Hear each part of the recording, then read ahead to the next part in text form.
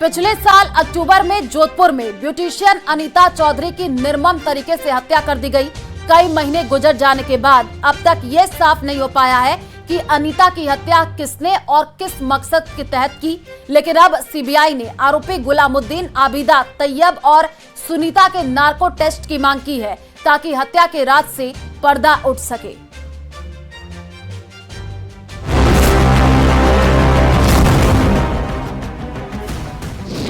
Narco test खोलेगा अनीता हत्याकांड का राज, खुलेगी हत्याकांड की एक एक परत, आरोपी बोलेंगे, राज खोलेंगे।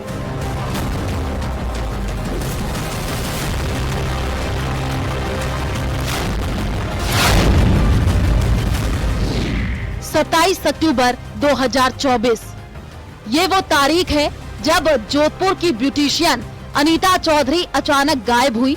2 दिन बाद अक्टूबर 2024 को उसका शव कई टुकड़ों में आरोपी गुलामुद्दीन फारूकी के घर के पीछे एक गड्ढे से बरामद हुआ। करीब 6 महीने का वक्त बीत चुका है, लेकिन अब तक अनीता हत्याकांड की गुत्थी सुलझी नहीं है। पहले पुलिस और अब सीबीआई इस मामले की जांच में जुटी है। इस बीच अनीता चौधरी हत्याकांड के चारों आरोपियों को कोर्ट में पेशी हुई। इस दौरान सीबीआई ने आरोपी गुलामुद्दीन आबिदा, तैयब और सुनीता के नार्को टेस्ट की मांग की है। यानी उम्मीद की जा सकती है कि नार्को टेस्ट के बाद अनीता की मर्डर मिस्ट्री सुलझ जाएगी। गुलामुद्दीन और आबिदा फिलहाल जोधपुर में जेल में बंद हैं। नार्को टेस्ट का मुख्य उद्देश्य किसी व्यक्ति के मन में छिपे तथ्यों को उजागर करना है। ये उन मामलों में मददगार साबित हो सकता है जहां व्यक्ति किसी अपराध या घटना के बारे में जानकारी देने से इनकार करता है या झूठ बोलता है। नार्को टेस्ट में आरोपी को एक दवा दी जाती है जिसे उसे अर्ध चेतना हो जाता है और वो सच बोलने पर मजबूर हो जाता है। आपको बता दें कि इससे जोधपुर पुलिस भी जांच के दौरान नार्को टेस्ट की मांग कर चुकी थी। अनीता चौधरी केस में कई किरदार सवालों के घेरे में हैं, जिसमें सबसे पहला नाम है गुलामुद्दीन फारूकी का। अनीता का पुराना पारिवारिक मित्र था, जिसकी दुकान अनीता के ब्यूटी पार्लर के सामने थी, जिसमें मुंबई से गिरफ्तार किया गया। गुलामुद्दीन की पत्नी आबिदा, जिस पर हत्याकांड में शामिल होने और अपने पति की मदद का आरोप है, हत्या के समय वो घर में मौजूद थी। प्रॉपर्टी डीलर तैयब अंसारी अनीता का करीबी था। अनीता की एक दोस्त सुनीता।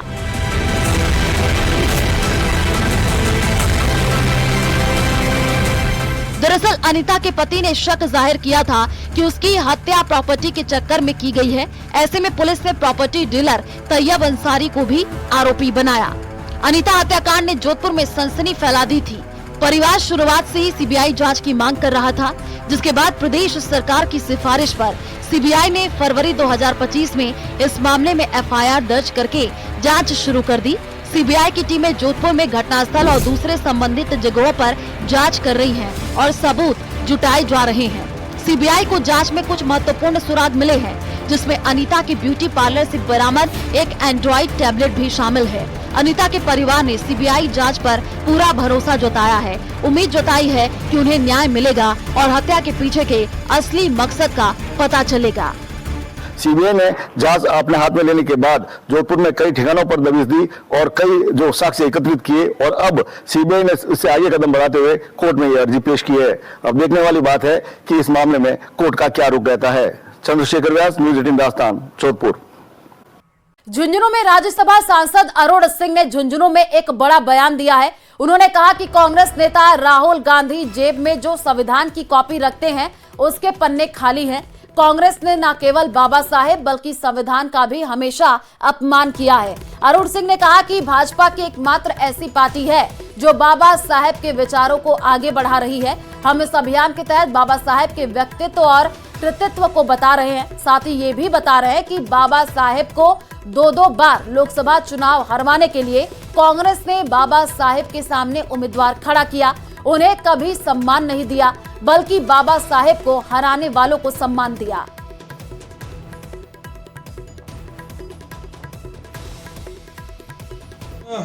संविधान के रचयिता बाबा साहब अम्बेडकर की जयंती के अवसर पर उनके सम्मान में पार्टी ने 14 अप्रैल से उनको कार्यक्रम लिए हैं, क्योंकि भारतीय जनता पार्टी एकमात्र ऐसी पार्टी है जो बाबा साहब के विचारों को साकार करने का काम कर रही है।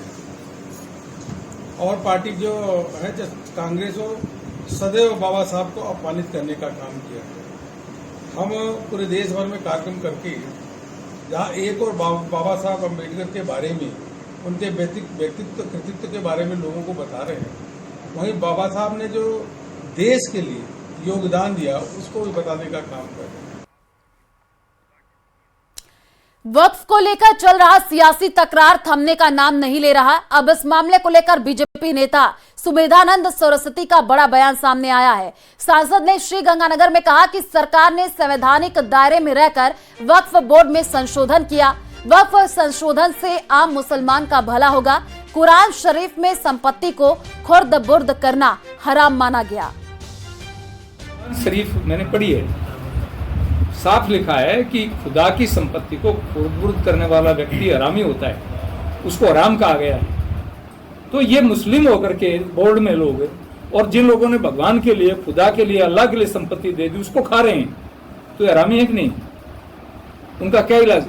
कुरान शरीफ के हिसाब से तो उनको सरेआम कत्लेआम किया जाना चाहिए जो खुदा की संपत्ति को खुर्द कर रहे हैं। लेकिन हमने इस कानून में ऐसी बात नहीं कही क्योंकि हम भारतीय संविधान के दायरे को मानते हैं। हम भारतीय संविधान की बात करते हैं। भारतीय संविधान में के हिसाब से इस संपत्ति को खुर्द हम नहीं होने देंगे, इसलिए 2 स्पेशलिस्ट उसमें रहेंगे। दौसा के बावनपाड़ा गांव में शहीद कमलेश कसाना की मूर्ति अनावरण कार्यक्रम आयोजित किया गया। इस कार्यक्रम में प्रदेश सरकार के गृह राज्य मंत्री जवाहर सिंह बेढ़म भी पहुंचे। कार्यक्रम में शहीद कमलेश कसाना की मूर्ति का अनावरण किया गया और इस दौरान शहीद कमलेश कसाना की मां और पत्नी मंच पर ही फूट फूट करके रोने लग गई तो माहौल भावुक हो गया। कार्यक्रम के बाद गृह राज्य मंत्री ने मीडिया से बातचीत की। इस दौरान उन्होंने मंत्रिमंडल विस्तार की अटकलों को लेकर अनभिज्ञता जताई। वहीं सवाई माधोपुर में महिला के पैर काटकर चांदी के कड़े लूटने और हत्या करने के मामले में आरोपियों पर कठोर कार्रवाई की जाएगी, ये भी कहा। शहीदों को नमन करते हुए मैं इतना ही कहना चाहूंगा, जो भी सैनिक हमारे देश की सेवा में लगे हुए हैं, उनका त्याग, तपस्या और समर्पण इस देश के विकास और देश की सुरक्षा में बहुत बड़ा उनका योगदान है। मैं तो स्वयं गौरवान्वित हूँ कि ऐसे सैनिक की मूर्ति का अनावरण मेरे हाथों से करवाया जिसने देश की सेवा में अपने प्राण न्यौछावर किए हैं। पीटीआई सीधे भर्ती परीक्षा 2022 में भी फर्जीवाड़े की बात सामने आ रही है। शिकायतकर्ता अभ्यर्थी का कहना है कि इस परीक्षा में बड़ी तादाद में अभ्यर्थियों ने फर्जी डिग्री डिप्लोमा के आधार पर नौकरी पा ली। इसके अलावा कईयों ने अपनी जगह डमी कैंडिडेट बिठा करके परीक्षा पास की। इस बारे में कई अभ्यर्थियों ने बोर्ड और विभाग को शिकायत की है। जो ये परीक्षा हुई थी पीटीआई वाली भर्ती, इसके अंदर मुख्यतः 2 जो इश्यूज थे। पहला वाला था कि डमी कैंडिडेट्स का बैठना। तो जैसे मैंने ज्वाइन किया अगस्त 2023 में, तो मैंने पाया कि मेरे पास काफ़ी सारी कंप्लेंट्स आने लग गई थी। उनकी फिर मैंने जांच की और मैंने देखा कि वो बात बिल्कुल सही थी। कई सारे मुझे ऐसे केसेस मिले जहाँ पर कि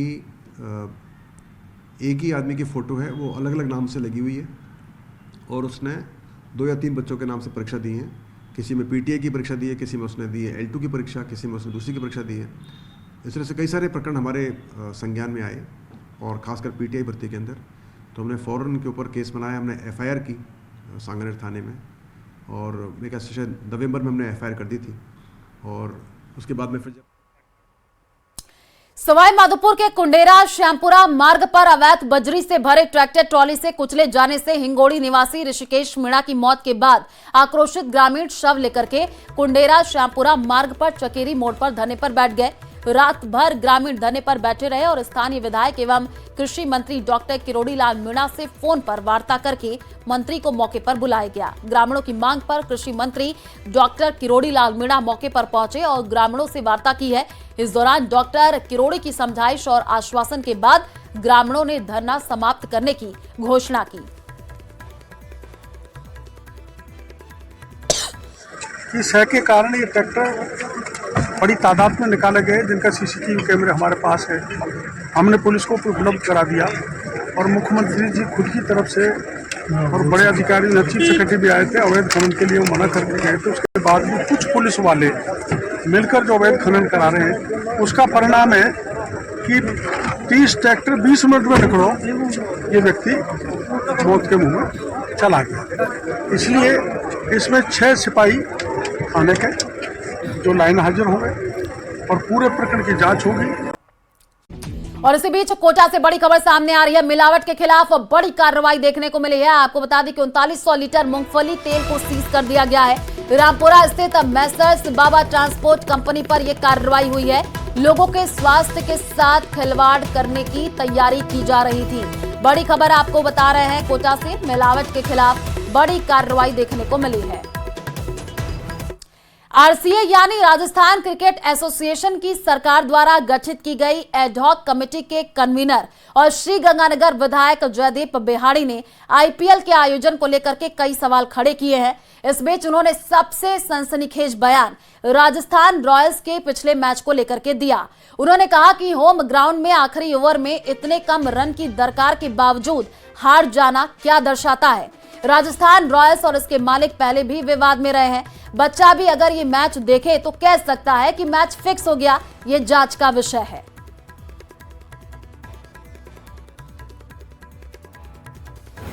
क्रीड़ा परिषद के द्वारा खड़ा किया गया है।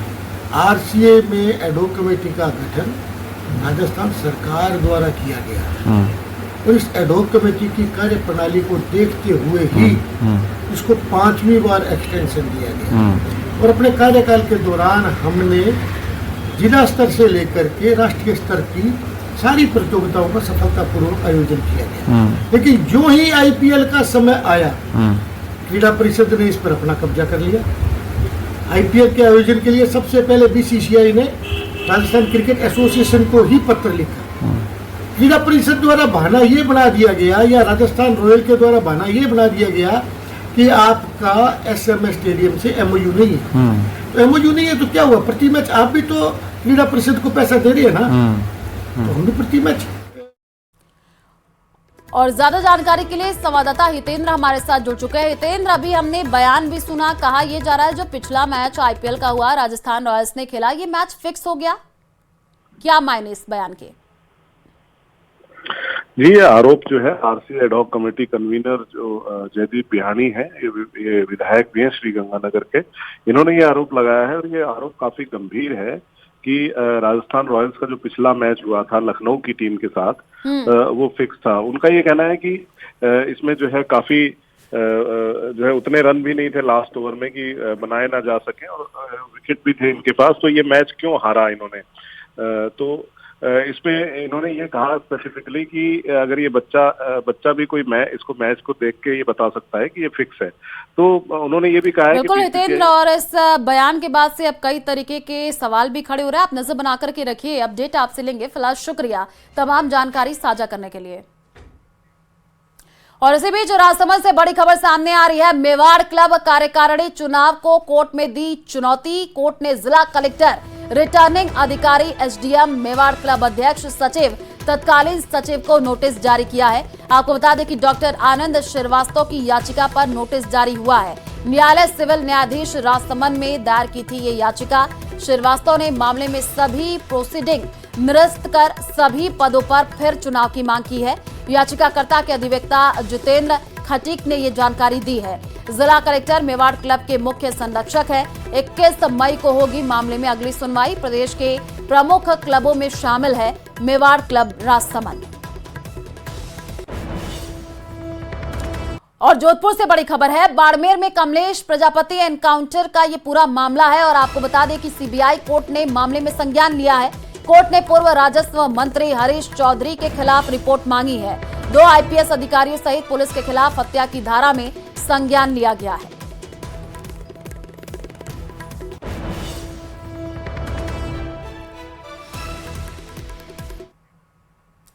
ब्राह्मणों समुदाय के खिलाफ सोशल मीडिया पर आपत्तिजनक टिप्पणी करने के मामले में फिल्म निर्माता अनुराग कश्यप के खिलाफ जयपुर के बजाज नगर थाने में एफआईआर दर्ज कराई गई है।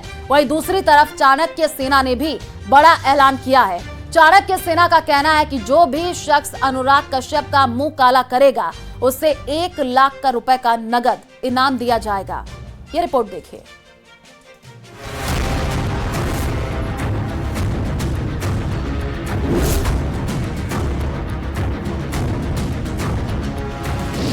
विवादों में फिल्म मेकर अनुराग कश्यप, जयपुर के बजाज नगर थाने में एफआईआर दर्ज, अनुराग कश्यप का मुंह काला करने वाले को इनाम, चाणक्य सेना देगी 1 लाख रुपए का इनाम।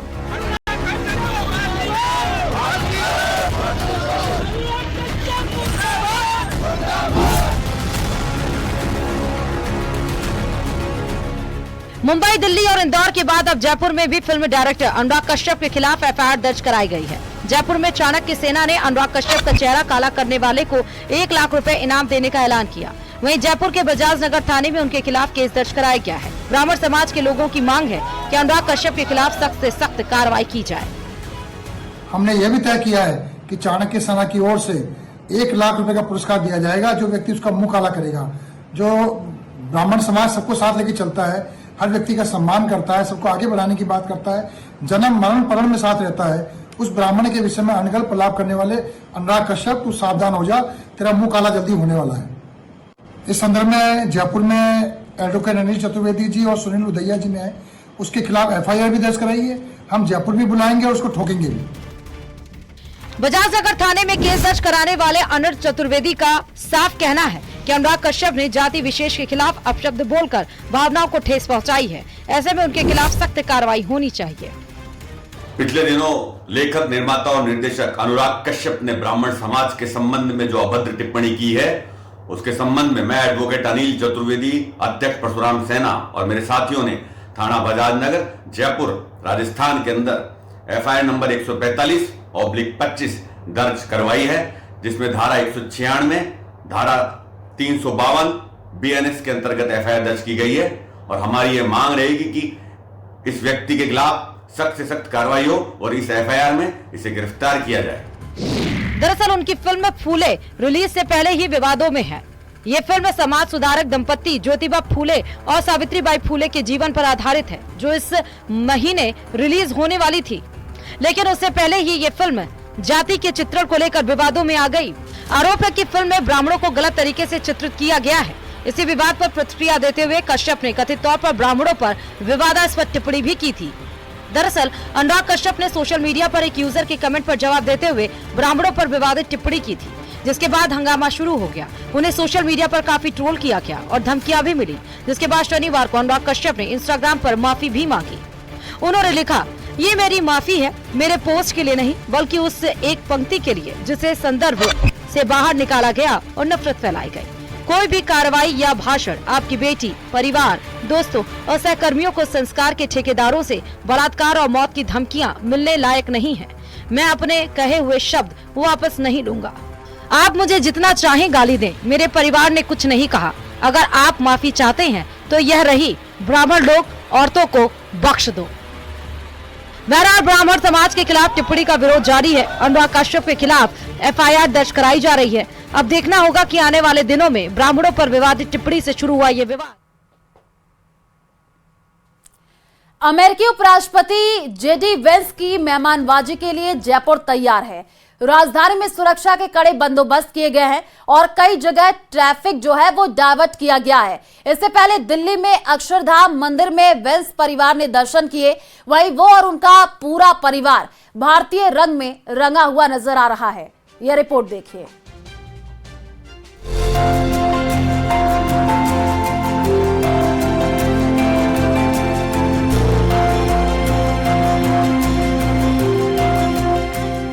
अमेरिका के उपराष्ट्रपति जेडी वेंस इन दिनों भारत के दौरे पर हैं।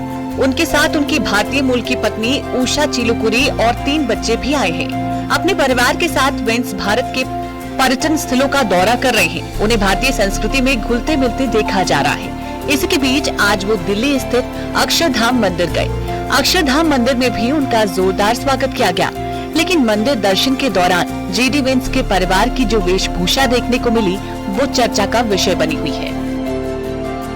जेडी वेंस के दोनों बेटों ने कुर्ता पैजामा पहन रखा था, तो वहीं उनकी बेटी ने भारतीय पोशाक धारण की हुई थी। उनकी पत्नी उषा चिलुकुरी ने भी भारतीय पोशाक ही पहन रखा था। अक्षरधाम पहुंचने पर उनका लोक नृत्य के जरिए स्वागत किया गया। इस स्वागत के लिए जेडी वेंस ने बहुत आभार जताया है। मंदिर की फीडबैक बुक में उन्होंने लिखा, इस खूबसूरत जगह पर मेरे और मेरे परिवार का स्वागत करने के लिए बहुत बहुत धन्यवाद। आपकी मेहमान नवाजी और दयालुता के लिए मैं आभारी हूँ। ये भारत के लिए बहुत ही बड़ी बात है कि आपने इतनी सटीकता और सावधानी से एक सुंदर मंदिर का निर्माण किया। हमारे बच्चों को ये विशेष रूप से बहुत पसंद आया। भगवान आपका भला करे। मंदिर भ्रमण के दौरान वांस और उनकी पूरी फैमिली बहुत खुश नजर आई। मंदिर की नक्काशी और उनके जरिए दिए गए मैसेज की अमेरिकी उपराष्ट्रपति जेडी वेंस ने जमकर तारीफ की।